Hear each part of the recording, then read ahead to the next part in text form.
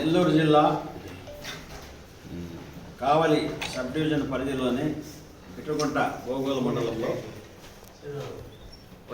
ఈ నెల 12వ తేదీ సాయంత్రం 5:30 గంటల మధ్యలో ఒక మర్డర్ జరిగింది.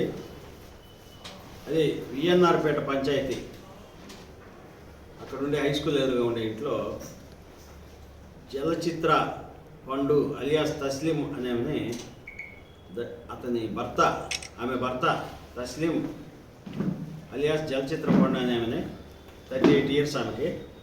వాళ్ళ భర్త దత్తు అలియాస్ చలచిత్ర దత్తాత్రి 40 సంవత్సరము, క్యాస్ట్ ఎరుకల. ఆమె వచ్చి క్యాస్ట్ పై ముస్లిం. ఆమెని అనుమానంతో వేరే వాళ్ళతో అక్రమ సంబంధం కలిగి ఉండేది అనుమానంతో కత్తితో పొడిచి చంపడం జరిగింది. యాక్చువల్గా ఈ ముద్దాయికి ఈమె రెండో వైఫ్. ఆమె వచ్చి ముస్లిము, ఇతను వచ్చి క్యాస్ట్ పై ఎరుకల. వీళ్ళు 2017లో ఇతని ముద్దాయి మొదటి భార్య చనిపోగా 2019లో ఈమెను పెళ్లి చేసుకుంటాడు మళ్ళీ తస్లీంని. ఈ మధ్య అనుమానంతో తరచుగా వాళ్ళ ఇంట్లో గొడవలు జరుగుతూ ఉండేటివి.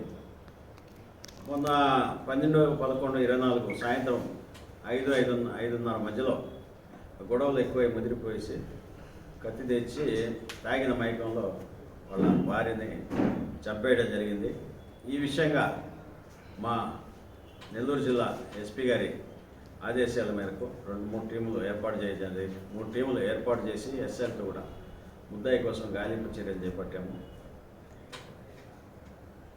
ఈరోజు వుడ్ హౌస్పేట క్రాస్ రోడ్ వద్ద ఉదయం 9 గంటలకి ముద్దాయి విషయం మాకు తెలిసి అతన్ని అరెస్ట్ చేయడం జరిగింది. అరెస్ట్ చేసి ఈరోజు రిమాండ్కి పంపిస్తున్నాం.